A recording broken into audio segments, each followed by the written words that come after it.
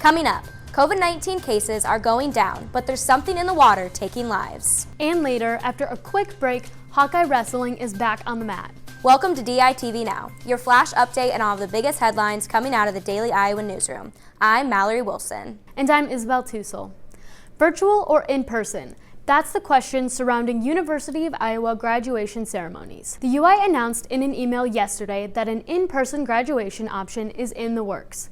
The announcement came after Iowa State announced that they would hold modified in-person ceremonies. The state of Iowa also introduced legislation last week that would require in-person commencement. The UI said they plan to hold a celebration that will honor graduates while also following COVID-19 guidelines, but did not provide details. Additional information will be available by March 19th. Your primary care doctor isn't the only person who can give you a COVID-19 vaccine.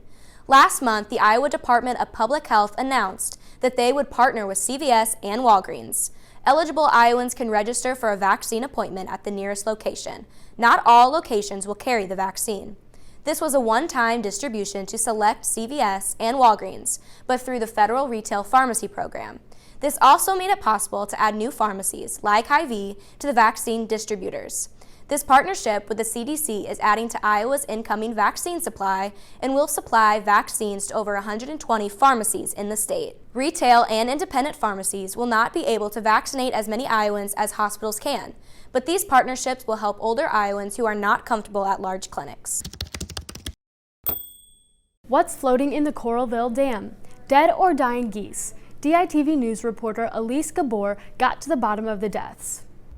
Dead and sick geese were found near the Coralville Dam on Thursday, February 18th. The birds seemed to be suffering from seizures. The Iowa DNR and Jenny Bunyakuku took control of the situation and sampled the geese's blood for tests. They couldn't stand, they couldn't balance, and it appeared to kind of look like a seizure. A team of DNR biologists and Bunyakuku worked together to solve the issue. They theorized that the disease was caused by the effects of the extremely cold temps. The extremely cold weather was believed to have caused the large fish die-off. The dead fish contained high levels of an enzyme thiamine, also known as vitamin B1. The geese then ate the dead fish, giving themselves a thiamine deficiency. The lack of B1 caused the geese to become infected. And we need that for proper metabolism in our bodies. Over 150 geese have been found dead, with 60 to 70 being rehabilitated. The geese are being treated with a normal diet that contains vitamin D. The geese are getting back on their feet. Soon they can go home to the wild. Officials believe that the sickness will disappear as the weather warms up. From the Coralville Dam, DITV News reporter Elise Gabor. Iowa is going completely online. DITV politics reporter Lauren Johnson is in the newsroom with more about Governor Reynolds' proposal for broadband for all. Lauren, what's going on with getting Iowans internet access? In her Condition of the State speech, Governor Kim Reynolds proposed high-speed broadband internet for the entire state by 2025. Once this is completed, Iowa will have the biggest build-out of high-speed internet in the country. It was inspired because high-speed internet is no longer a luxury, but really important for the success of all Iowans. Currently, only 18.5% of Iowans have access to affordable internet. This is significantly below the national average, which is 50.1%. To achieve this, Governor Reynolds proposed $450 million invested by the state. Iowa is also encouraging internet providers by covering 75% of the project cost for areas with the most need. Iowa also plans to use public-private partnerships to help pay for internet to provide access to low-income Iowans. U of I wrestling is heading into postseason after sharing the Big Ten Conference title with Penn State. Match cancellations and no non-conference schedule left the Hawks and Lions with only 5 duels. Despite this, the Hawks are ready to get back on the mat and travel to University Park, Pennsylvania for the Big Ten championships. This team's mentality is stronger than ever, and they know how to overcome any obstacle. Tom and Terry's training cycle, nothing beats it, nothing at all in the world. And people are seeing that, and we're number one in the country for a reason, and we got to prove it this weekend. And then a few weeks later, we got to do it again. Marinelli is a defending conference champ, and so is Spencer Lee. They both are determined to win another title and continue Iowa's wrestling legacy. So it doesn't matter what's going on in the world. You can only control what you can control. We're ready to go, and it doesn't matter what's coming after us, but we're going to do our best to win titles. So.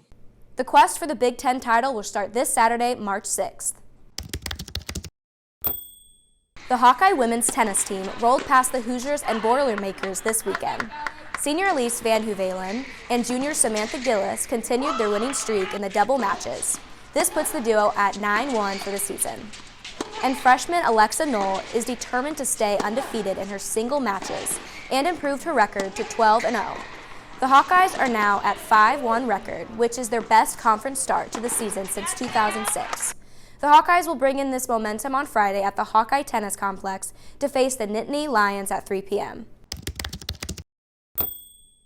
Another day, another postponed match. This weekend, the Hawkeyes were set to face the #1 ranked Big Ten volleyball team, the Wisconsin Badgers. But the Badgers had to postpone the series due to COVID-19 related safety concerns. Although the Hawkeyes were looking forward to face the Badgers, they were using this time to recoup after a split series against the Northwestern Wildcats this past weekend. Nice to kind of have this weekend to kind of just take a week and prepare for Maryland and work out some kinks and kind of use that extra time because usually it's kind of a quick turnaround. The Badgers and Hawkeyes will work with the Big Ten Conference to reschedule the matches. For now, the Hawkeyes will be ready to hit the road next weekend to battle on the court with the Maryland Terrapins. The University Department of Cinematic Arts is putting on a 12-week series showcasing films from Black filmmakers. In addition to the showings, students and faculty will speak on panels about the importance of representation in the arts. I'm hoping people find things that, they wouldn't have ordinarily maybe sought out on their own, but when they come to it, they say, wow, that was really great, right? Or I want to learn more. After the Black Lives Matter protests this summer, the cinema department wanted to continue conversations on representation and bring light to films otherwise looked over. There is a history that many of them know about that non-people of color don't.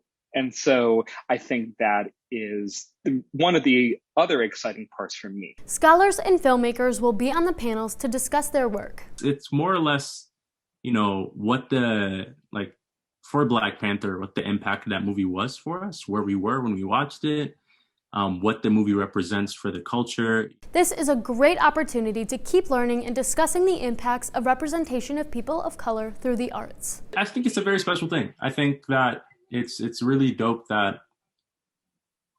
people at the cinema department want to do a series like this. Registration is available on the Cinematic Arts website. Spring is right around the corner. Today is going to be sunny with a high of 47. It'll get chillier tonight with a low of 27, but don't let that worry you. It'll keep getting warmer this week. Thanks for tuning in to DITV Now. We'll be back tomorrow for the latest on the University of Iowa, Iowa City, and Hawkeye Nation. From Iowa City, I'm Isabel Tussel. And I'm Mallory Wilson. Have a great day.